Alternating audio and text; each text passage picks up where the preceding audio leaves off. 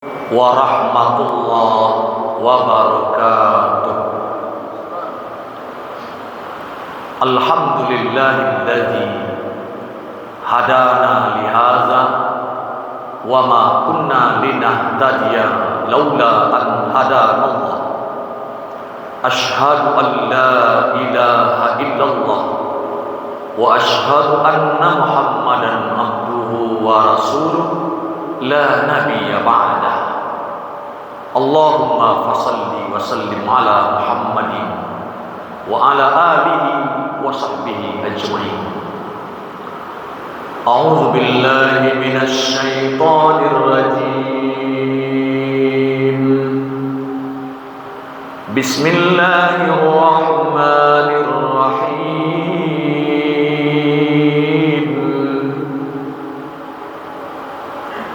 Ya wailata laitani lam attakhidh fulanan khalila.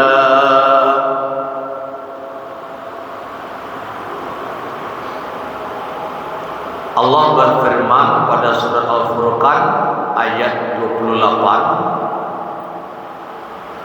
menjadi dasar pengajian kita pada asar ini, yaitu Allah mengingatkan kepada kita dalam kehidupan ini otak manusia, akal pikiran manusia didapat dipengaruhi oleh beberapa faktor eksternal yang bisa menyebabkan manusia itu dibawa kepada dua hal. Satu, bisa manusia itu dan otak kecerdasannya menjadi seorang yang ulul albab. Tetapi di sisi lain, karena pengaruh otak dari faktor eksternal itu, seseorang itu bisa menjadi fasikun, orang fasik, bisa menjadi orang munafik, dan bisa pula menjadi orang yang musyrikun. Itu bermula daripada pola pikir. Secara fisik, dalam tubuh manusia itu ada namanya otak, adalah organ tubuh yang berpengaruh dan bertanggung jawab terhadap kerja organ tubuh. Karena kerja organ tubuh kita ini pola pikirnya bersumber dari otak. Akal adalah dia yang bukan organ tubuh yang mengatur, menggerakkan kegiatan manusia. Di atas akal itu ada roh. Untuk kehidupan, kudrah dan iradah ada roh Allah berikan.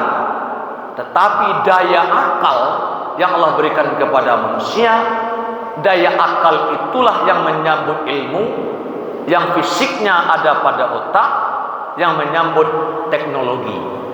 Sedangkan daya hati, kalbun, yang ada pada manusia itu menyambut datangnya agama, itulah hidayah iman. Jadi gabungan antara daya akal dengan daya hati akan mengantarkan manusia itu pada keadaan bisa jadi ulul albab, bisa jadi fasikun, bisa jadi munafikun, tergantung faktor yang mempengaruhinya. Bila akal dan otak itu, hati yang ada pada manusia itu didorong oleh agama, yaitu Islam. Nah, disebut dalam surat Ibrahim itu ada akidah, ada syariah, maka hasilnya adalah akhlakul karimah.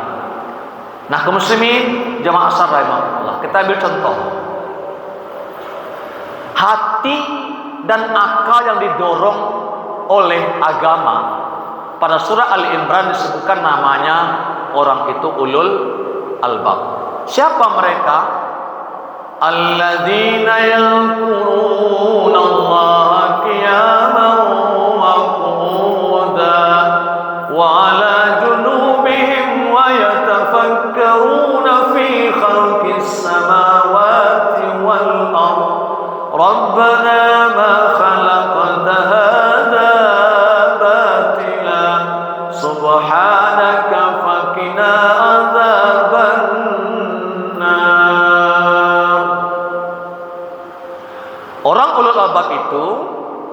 orang yang hati dan pikirannya dia jadikan untuk berzikir kepada Allah dalam keadaan duduk, berbaring, dia berdiri, duduk, dan berbaring. Kemudian akalnya itu dan dipandu oleh hati dengan agama, memandang semua ciptaan Allah ini bernilai positif.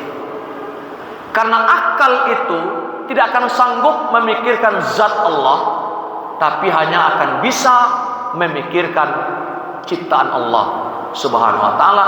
Itulah disebut dengan tauhid rububiyah. Kesadaran memandang ciptaan Allah itu positif, sehingga orang ulul albab itu berkata, Rabbana ma khalaqta hadza batila subhanaka faqina azabannar.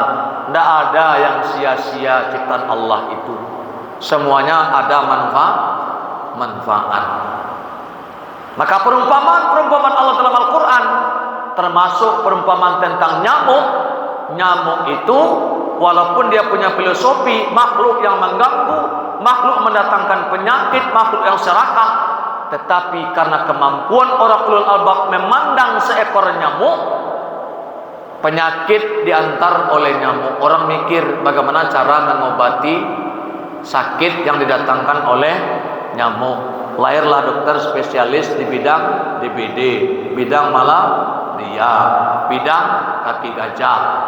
Lahirlah perusahaan yang memproduksi obat anti nyamuk. Itu kan hasil akal pikiran orang-orang ulul albab.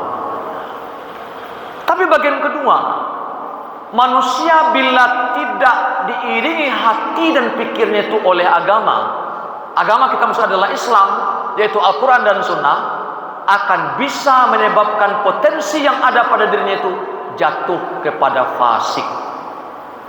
Mana contoh? Seperti dalam Al-Quran, فَأَمَّا الَّذِينَ آمَنُوا فَيَعْلَمُونَ أَنَّهُ الْحَقُّ مِنْ رَبِّهِمْ. Adapun orang-orang beriman dengan perumpamaan seekor nyamuk itu, dia akan tahu kalau itu kebenaran dari Allah Subhanahu wa taala. Wa ammal ladzina kafaru fayaquluna madza arada Allah bihadza masala yudillu bihi katsiran wa yahdi bihi katsiran wa ma yudillu bihi illa al-fasiqin. Adapun orang-orang yang kafir akan mengatakan, apa pula maksud Allah ini? Jadi orang kafir dia tidak dipandu oleh agama, akhirnya dia hanya berpikir tentang Allah itu seperti yang ada dalam pikiran dia. Makanya orang musyrik, orang munafik pada ayat 17 mengatakan, apa mungkin Allah membuat perumpamaan dengan api yang menyala? Apa mungkin Allah membuat perumpamaan orang berjalan seperti orang di hujan lebat, di sambar petir? Perumpamaan-perumpamaan bagi orang munafik. Bagi orang munafik. Ternyata jawaban kepada mereka itu Allah buat perumpamaan yang lebih kecil lagi. Jadi artinya apa? Jika orang berpikir menggunakan akal dengan menggabungkan dengan hatinya bersandar kepada agama, hasilnya pikirannya positif. Itu namanya tactical thinking. Dia akan berpikir taktis dan positif, akan lain namanya belief thinking ataupun creative thinking.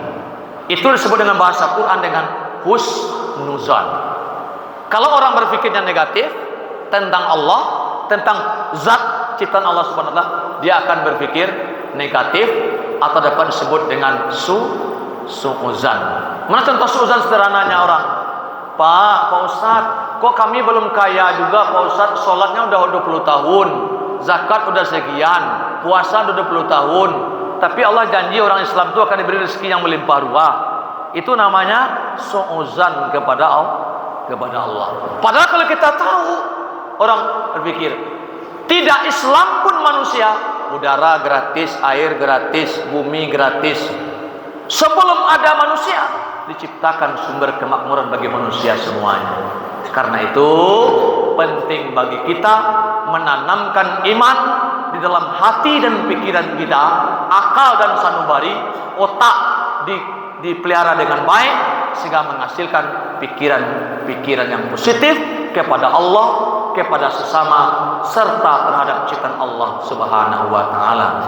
Semoga senantiasa hendaknya cara berpikir kita itu membawa kepada kemaslahatan, karena berpikir positif itu mendatangkan kebaikan dan kemaslahatan. Amin ya rabbal alamin. Wabillahi taufiq wal hidayah. Wassalamualaikum warahmatullahi wabarakatuh.